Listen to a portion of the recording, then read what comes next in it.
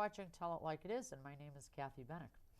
Today's show is one of the ones that is the series on the candidates who are seeking election in Bedford at the town election, which is coming up on Tuesday, March 11th. Now, during the series, I'll be interviewing candidates for town council, for school board, town clerk, and town moderator. The candidates this year had the opportunity to do both this Tell It Like It Is show, as well as the BCTV sponsored and produced show called Candidates Corner. And council and school board members also were invited to participate in the Bedford Men's Club debates. One would hope that hopefully all candidates would take these opportunities, or at least one of them, if they expected people to vote for them. Only two candidates did not bother to respond to my invitation to appear and Tell It Like It Is, and that was town council candidate David Coles and town clerk candidate Courtney Hodgson, if that's how she pronounces it. Coles, I understand, well, he did not participate in the town council debate, and I've been informed that neither one of them participated in the candidates corner either. Editorial comment from me: frankly, if they couldn't be bothered, I don't know why anyone would bother to vote for them. Again, my editorial comment. This Tell It Like It Is series is very different than the Candidate Corner shows. With the Candidate Corner, each candidate could choose who would interview them, and there really wasn't any requirement as to how questions are asked or what questions would be asked. On this show, I'm obviously conducting the interviews, and candidates have absolutely no idea what I will ask them. To be fair as possible, I'll ask candidates in the same race the same questions, and all shows will be released at the same time, so accordingly no candidate can watch the show of his or her opponent prior to his or her own interview. In addition to the shows being aired on BCTV, they'll also be posted on the show's website, which is www.tellitlikeitisnh.com, and hopefully you're all very familiar with it. The candidates, at my request, did provide their own background information to me. Some were very long with lots of details. Others kind of did the bullet version, short and concise. Now, to keep my introductions as fair as possible in time length, what I did was then extract different points from their biographies, those that I thought might be most relevant to the voters. And obviously candidates during the portion, when they get to speak on whatever they want, can bring up anything they feel as though I should have mentioned. And also, to be very, very fair, every show I am opening with the same remarks that I've just given, so that no candidate would lose time that other candidates didn't. So that all questions that I ask, that I have, will be asked and answered. I do ask candidates kind of to make their points right away, and then they can always return to the subject afterwards for further discussion, especially during their own times. But we do want to get through all the questions with every candidate on every show. So with all that, this show is with a candidate for Bedford Town Council, and that would be Matt Phillips. Matt grew up in Phoenix, Arizona, so he must be delighted to be here during the middle of a snowstorm. He graduated from Princeton University in 1998 with a degree in politics, and then moved to New York City and worked for 3 different internet advertising technology startup companies, which had to have been a lot of fun, including DoubleClick and Right Media, and then relocated to Washington State, where he was then able and lucky enough to be able to embark on a journey of passionate study and wide travel to exciting destinations. And then he could indulge in his favorite activities like sailing and scuba diving. Now he is a resident of New Hampshire, and as part of his kind of immersion in Bedford, New Hampshire, he decided that he would run for town council. So, with no further ado, Matt, thanks for coming. Thanks for coming out in the middle of a blizzard, which I didn't think would happen today, but here it is. Well, thank you so much for having me, and thank you so much for performing this valuable service for the voters of Bedford to give them an opportunity to get to know all of the candidates. Well, I'm pleased to do it. I'm just amazed that candidates, some of them, or 2 of them at least, don't seem to want to be known by us, but that puzzles me, but Well, that'll all be straightened out at the polls, I'm sure. I hope so. I hope so. Well, okay, let's go right to it. Now, as you know, I know you know because I saw you at the hearing, voters will decide on a $30 million road bond when we go to the polls in the March 11 town election. And given that we are again seeing a healthy tax hike due to the school budget increase, certainly the bond issue could fail. If you're new to the town council and this has happened, what would you suggest would be the next step? You mean if the road bond does not pass? Correct. Well, Kathy, that's a good question. It would sure be an interesting challenge. I think that the first thing that we would have to do is try and up the maintenance budget so that we could at least try to keep the finger in the dike, so to speak, and not let the roads deteriorate, too much more than they already have. And I think we probably would be in a situation of just having to try it again the following year. Certainly, if the road bond does not pass, the budget deliberative session the following day is going to be real interesting. As I think I've spent some time with Jim Stanford, the director of Public Works, Right. Here in Bedford, and gotten from him a lot of good information about how the problem with the roads in Bedford and what the plan is to fix those roads with this bond. Of course, this is a great time to get a bond, given that we have a very strong bond rating, one of the best in New Hampshire, and also given that interest rates just nationally are so low that that's really, I think, the way to go. I actually think that one of the things that the town council will need to address at some point before all the work is completed 5 or 6 years from now is that we'll still need to increase the maintenance budget so that we don't get back into this situation where our roads are in such terrible shape and it costs so much more money to fix them. As you know, roads, if you don't maintain them, year in, year out, they get much more expensive over time to fix. So passing the road bond is the way to go. If it doesn't pass, we're going to have to possibly take some drastic steps to keep people's cars from breaking down all over the town.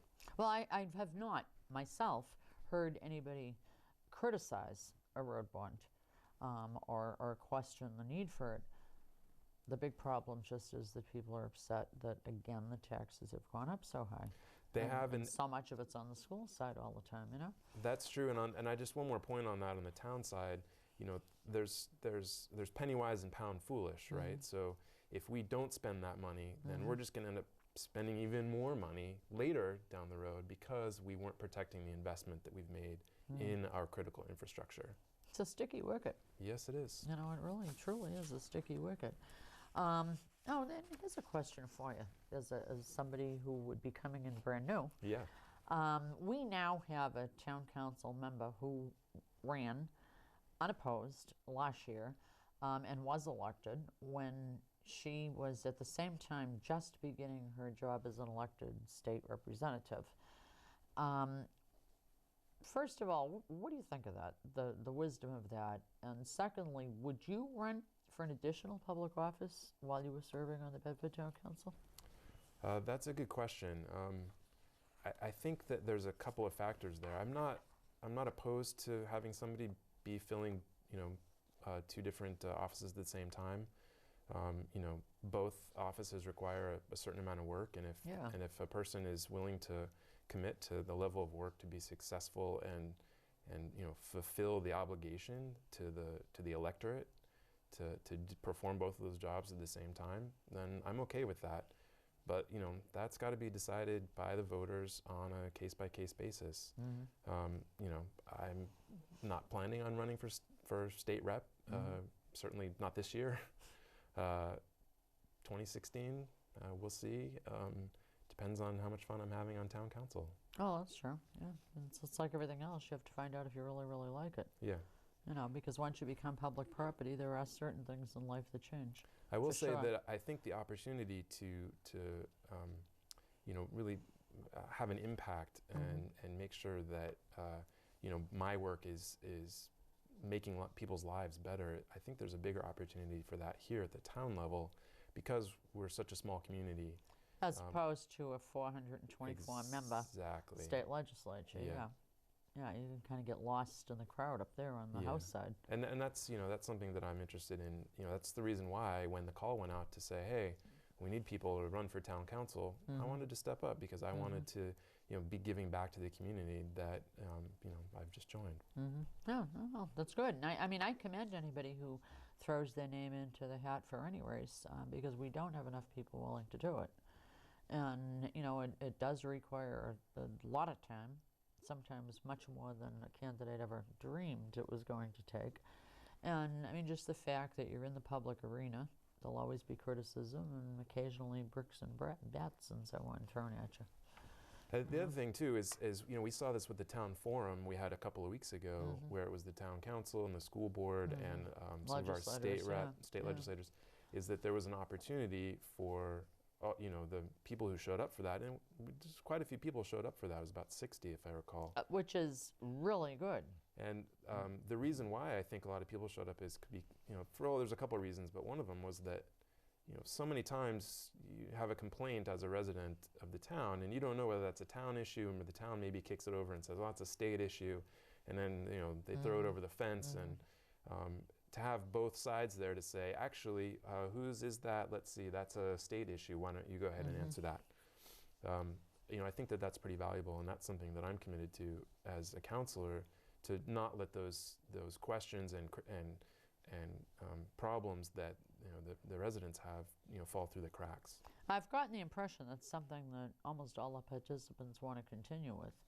I mean, I'm sure there are probably a couple at least that will go, but I mean, I think the majority thought that it was good. And the fact that there was a good representation, because as you've seen, most Bedford meetings, public meetings, don't get very many attendees, even on big issues.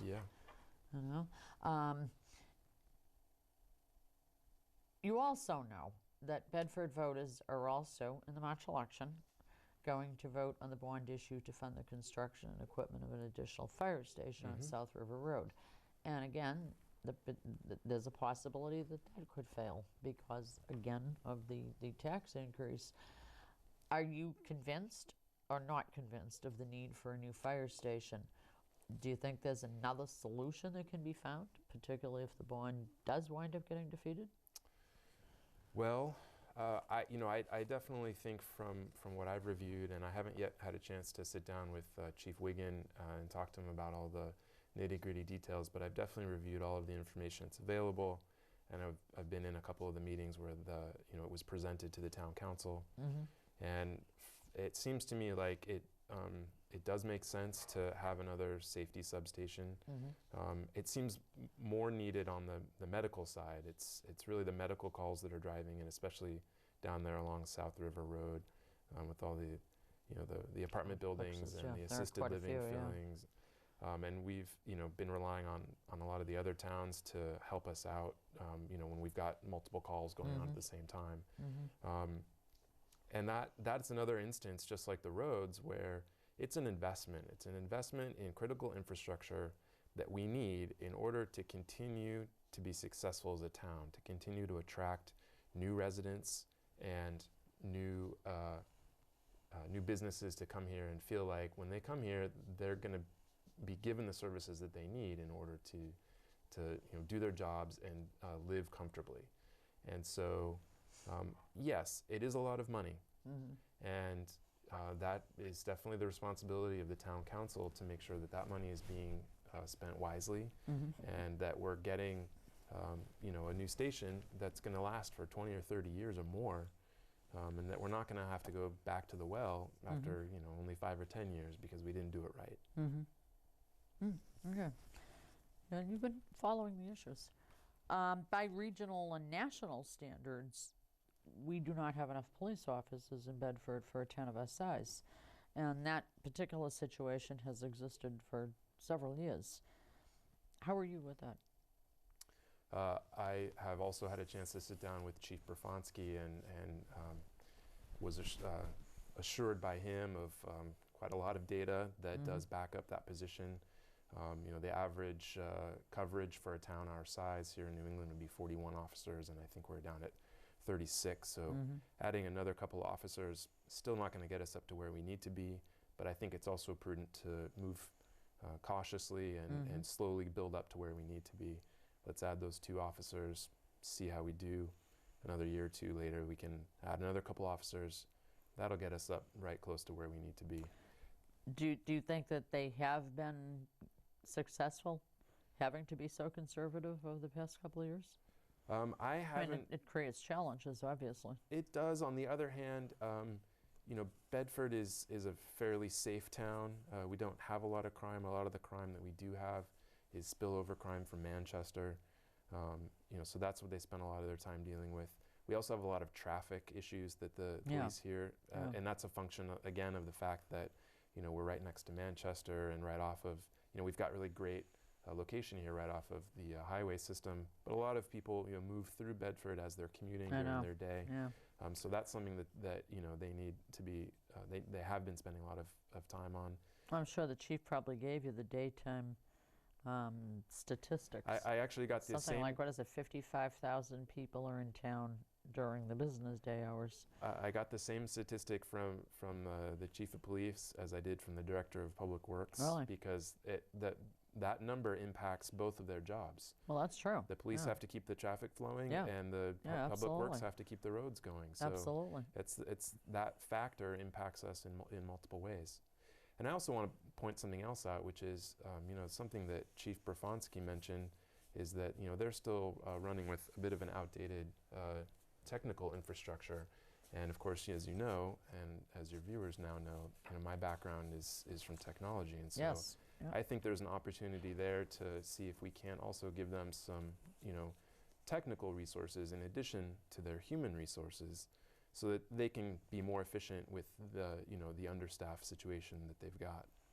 I would think that would make them happy. Exactly. Yeah, help them out a lot. I mean, I would think so. Yeah. Now, as you know, well, I think you know, that there's legislation right now being considered that would allow Beano gambling in New Hampshire. And if that legislation does manage to get passed, the Beano gambling, the legislation would enable it to happen in bars and restaurants. Would you support or oppose allowing Beano in Bedford's restaurants and bars? That's a good question. I'm generally in favor of letting businesses decide what happens inside of their own facilities. Okay. Subject to certain fairly obvious and common sense standards. That doesn't mean that I want to see Bedford turn into the new Manch Vegas. They already call it that. I know they already call it that, but hopefully not here in Bedford. And I think one of the reasons why I decided to come to Bedford was that there are several very fine dining establishments here and bars, and I would think that the proprietors of those establishments would have to think long and hard about what ambiance they're trying to offer to their clientele. That said, I'm sure there are some that would take advantage of that, and that's okay. That means that the patrons who decide to go to those establishments will be able to do what they want.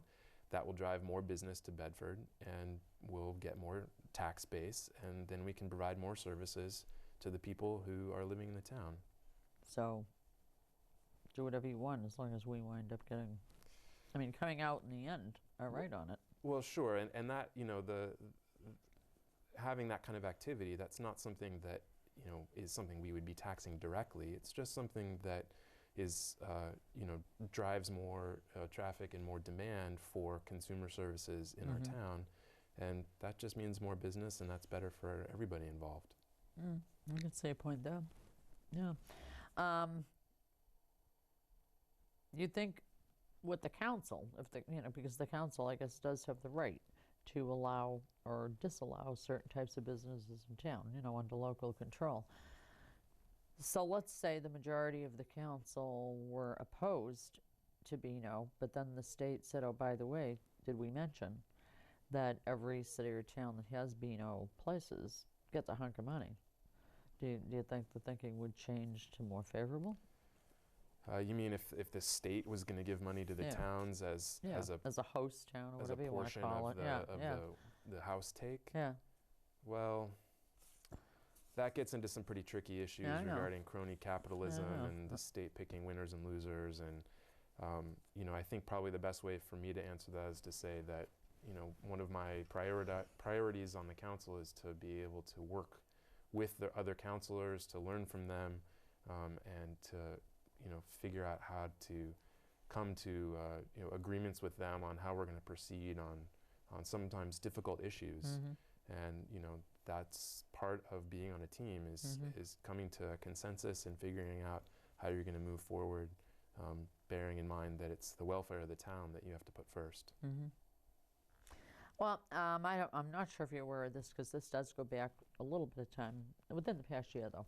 But there's kind of a current plan for the council to review the town charter to determine if some amendments are needed or revision even might be necessary. Do you think this is an effective use of council time in the coming months with the existing challenges?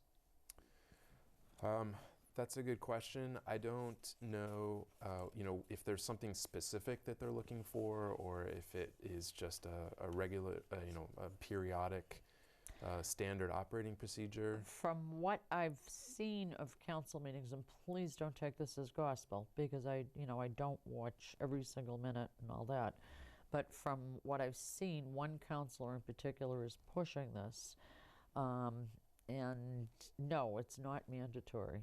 There has been no public outcry for such at all. So this is kind of being mostly generated by one council member. The others don't seem as enthusiastic. Well, it sounds like, you know, they'll probably work it out, and I'm not. Well, they are going to work it out. They're going to be setting up a committee of council members. Okay, well, I'm not categorically opposed to, you know, taking a good hard look at, you know, what are the rules and regulations that bind us to, you know, what we're supposed to be doing. That said, if there's going to be some changes made, then we should probably have a good reason to do that. Well, I have to admit that, you know, some of these issues kind of get me a little bit riled up because they can change the complexion of things. And we're from Massachusetts, and we were around, for example, when Beano came in, and we saw some what were nice dining establishments completely change to the point where we really didn't want to go to them anymore.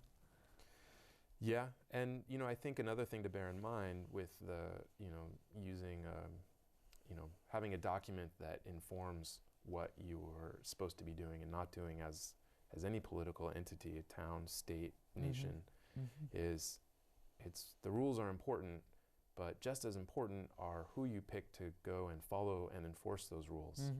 And you know, that has to speak to the character of the candidates that you're wanting to elect. And that's why we're sitting here right now.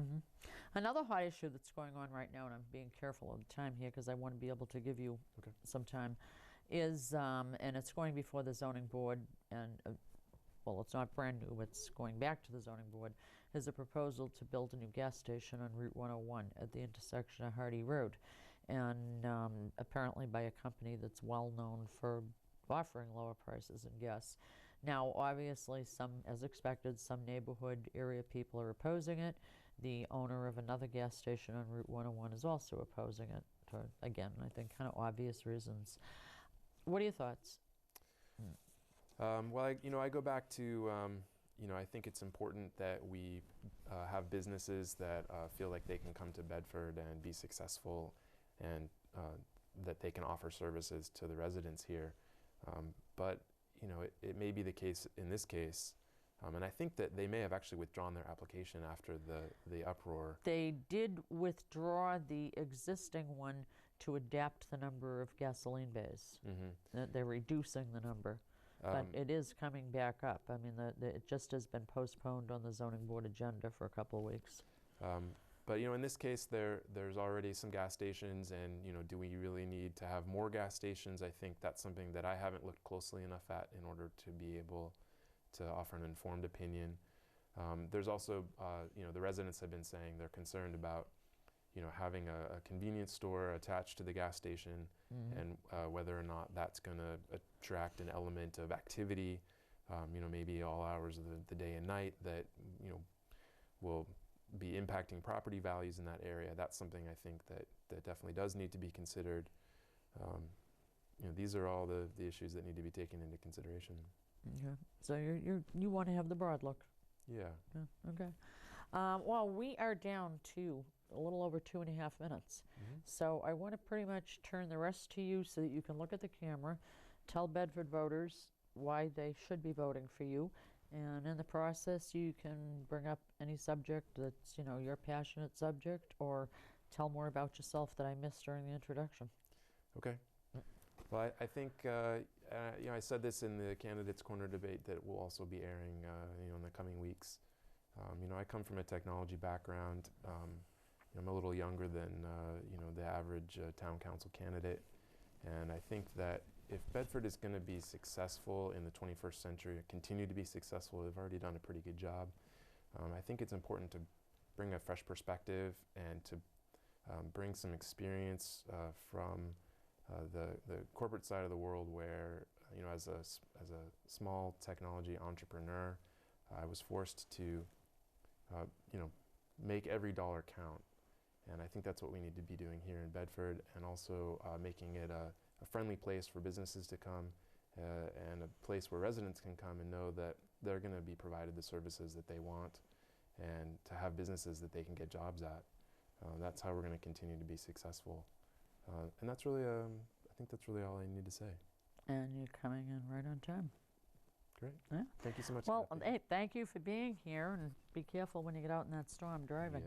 Yeah, and the time goes by fast, doesn't it, on these shows? It sure does. Yeah, well then I'm sure we'll see you again Well, I on hope, a topic other than all of this, too. I hope so. Yeah, okay, great. Well, all of you, we're making our way through all of these candidates because the election is coming up so quickly.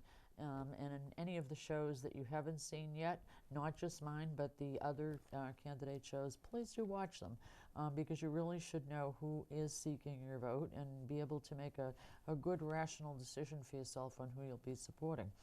So, having said all that, thank you so much for watching this show, and I hope you'll continue on to watch the rest of them. And until then, thanks for watching. Bye-bye.